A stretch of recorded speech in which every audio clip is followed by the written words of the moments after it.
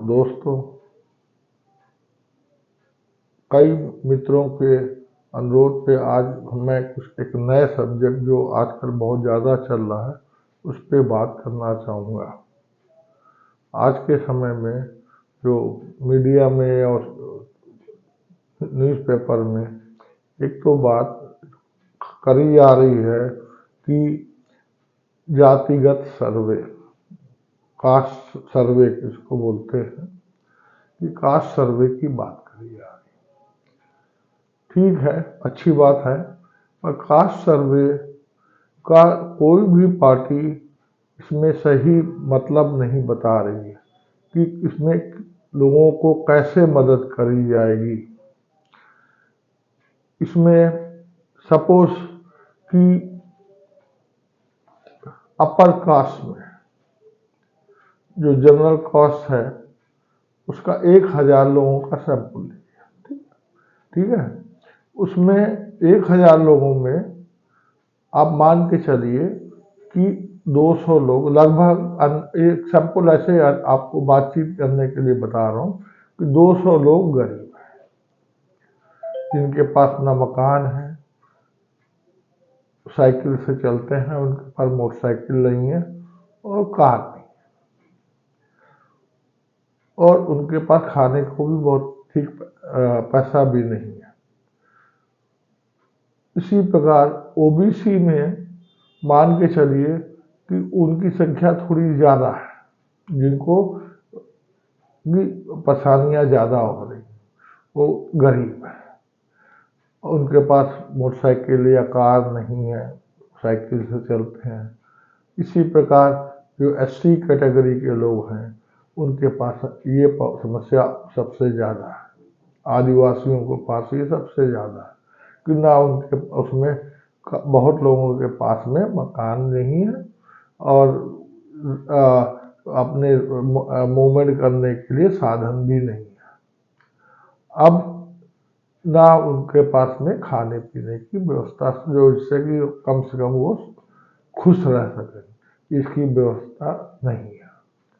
अब ये बात आती है कि इन लोगों को, जो गरीब लोग हैं अलग अलग कास्ट के, इसमें भी यदि हम एसटी कैटेगरी में भी देखेंगे कि उसमें भी विभिन्न जातियां हैं, उसमें जातियों में की वजह से उसमें भी ये समस्या है कि कुछ लोग वर्ग उसमें काफ़ी ठीक हैं, कुछ वर्ग काफ़ी गरीब हैं, बहुत ज़्यादा गरीब हैं। ऐसे ही ओबीसी में भी कुछ कास्ट जो है वो बेटर है, उसमें 80% लोग सही हैं, 20% खराब गड़बड़ है, गरीब है, ज़्यादा गरीब हैं।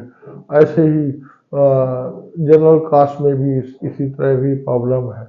अब ये समस्या आएगी कि क्या इनको कैसे मदद करी जाएगी, इनको कैसे पैसा, बोला गया कि भाई और लोगों से, जो अमीर लोग हैं उससे लेके दे दिया जाएगा। अब अमीर लोग हर जातियों में है, क्या उनसे पैसा छीना जाएगा? क्या कोई कानून बनाया जाएगा उससे पैसा छीना जाएगा, छीन करके दिया जाएगा उनको? तो ये ऑलरेडी अभी भी कुछ दिन पहले सुप्रीम कोर्ट ने इन सब चीज़ों में मना किया कि आप किसी भी प्रॉपर्टी या कोई चीज़ आप सरकार किसी से छीन नहीं सकती। जिसकी व्यक्तिगत प्रॉपर्टी है वो उसकी प्रॉपर्टी उसी के परिवार के पास रहे। अब ये बात है, इसका मतलब क्या हुआ कि समस्या कहाँ पे है? समस्या है गरीब लोगों को, जो गरीब है, जो हर कैटेगरी में कम ज़्यादा है, हर कास्ट में जो है, चाहे वो जनरल कास्ट हो, चाहे ओबीसी हो, चाहे शेड्यूल कास्ट हो, आदिवासी हो, तो उसमें गरीबों की को मदद करनी मेन समस्या है कि हमको मतलब सरकार को गरीबों को मदद करना है। अब वो कैसे मदद करी जाएगी? इसका मतलब कि ऐसी स्कीम लाई जाए जो गरीबों को, जो कम निर्धन वर्ग है, उनको मदद करी जाए, जिससे कि वो शैक्षणिक रूप से और जो है वो जो आर्थिक रूप से मजबूत हो, उनको सब सुविधाएं मिले, जिससे वो तेजी से समाज में आगे बढ़ते हैं। अब ये समस्या है कि इतने सालों में क्यों नहीं हुआ। ये बातें करने से, खाली बातें करने से हल नहीं निकलेगा। हल निकलेगा इसका इसका जो है साफ साफ अलग अलग पार्टियों को इनको एग्जाम्पल दे करके पब्लिक को समझाना चाहिए कि हम इसको ऐसा इस ढंग से करेंगे जिससे कि सब जो निर्धन वर्ग है, जो लोअर मीडियम क्लास है, वो ऊपर बढ़े। वो कैसे बढ़ेगी ये पूरा साफ साफ बता। ये बंद बंद बंद में ये बातें नहीं हो सकती। इससे आप जो है सच बात उनको नहीं बता रहे, या आप उनको खाली ख्याली पुलाव दे रहे हैं, या इसके अलावा यदि आप इसमें कुछ भी गलत करेंगे या गलत ढंग से लागू करेंगे कुछ चीज़ें, तो इससे चांसेस है कि सिविल वार या गृह युद्ध की स्थिति या कास्ट क्लैशेस चालू हो जाएंगे। ये कास्ट क्लैशेस खाली अपर कास्ट और जनरल कास्ट और लोअर कास्ट के बीच में नहीं होंगे, ये अपर कास्ट के बीच में भी होंगे, ओबीसी के बीच में भी हो जाएंगे और लोअर कास्ट में भी, क्योंकि उसमें भी अमीर है। तो क्या उनके अमीरों को या छोड़ देंगे या उनसे भी छीनेंगे। तो ये चीजें आपको बहुत साफ साफ बतानी चाहिए, और इससे चीजें साफ होगी जिससे कि पब्लिक जो भी पार्टी अच्छे बताएगी, और जो सरकार में आने वाली सरकार है या वर्तमान सरकार है, वो उसमें अच्छा पब्लिक सपोर्ट मिलेगा, जिससे और आगे वो सरकार मजबूती से काम कर सकेगी। और इसके साथ साथ मैं आपको एक चीज और बोलना चाहता हूँ कि ये एक बड़ी समस्या चल रही है आजकल, कि जैसे बीजेपी या जो है पार्टी जो हिंदुओं की बात कर रही है, और साथ साथ में जो वो हिंदुओं की वोट की बात डायरेक्ट इनडायरेक्ट ढंग से बात कर रही है। अब बाकी विपक्षी पार्टियां जो करती हैं, तो वो कहीं ना कहीं हर पार्टी अपना, चाहे वो एक कास्ट ग्रुप को लेकर के या माइनॉरिटीज को लेकर के या एक कॉम्बिनेशन बनाती है जिससे कि वो जीत जाए। इसमें कुछ और नहीं है, केवल एक मिशन है कि हमको कैसे मेजॉरिटी पानी है, गवर्नमेंट कैसे बनानी है। अब बात रही कि भाई मुस्लिम जो बहुत सी पार्टियां ऐसी है, खासकर विपक्षी पार्टियां, जो खासकर उनके हर एक्शन से लगता है जो है मीडिया से या और समाचार पत्रों माध्यम से या बातचीत से, कि वो माइनॉरिटीज की, मुस्लिम्स की बात करते हैं। अब क्योंकि इसमें देखा गया है कि अधिकतर माइनॉरिटीज के वोट जो है विपक्षी दलों को मिलते हैं, और विपक्षी दलों माइनॉरिटीज में भी उन्होंने अधिकतर क्या किया हुआ है, जो भी बीजेपी को हराने की स्थिति में है, कोई भी पार्टी, चाहे वो कांग्रेस हो, चाहे वो समाजवादी पार्टी हो, चाहे वो बसपा हो, चाहे वो आपकी आरजेडी हो या डीएमके हो, या इस तरह की पार्टियां, एनसीपी हो, अन्य पार्टियां, उनको जो जीतने वाला कैंडिडेट उसको एनमास वोट दे देती। अब रही बात कि अब जब गवर्नमेंट जो है, मोदी सरकार ने, योगी सरकार ने पॉलिसियां बनाई कि ये पॉलिसियों में जो भी स्कीम्स हैं, वो स्कीम सारी सभी लोगों के लिए है, इसमें कोई भेदभाव नहीं है।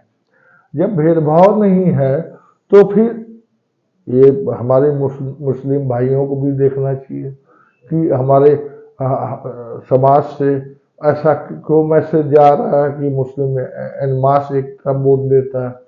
यदि वो देता है तो बीजेपी वालों के पास मजबूरी है कि वो यदि उनको मालूम है कि मुस्लिम वोट उनको नहीं मिलेगा, तो और उससे क्या होगा कि वो चाहेंगे कि हमारे को हिंदू वोट मिले, हम हिंदू कंसोलिडेशन की बात करें, जिससे कि हमको एक हिंदू वोट मिले।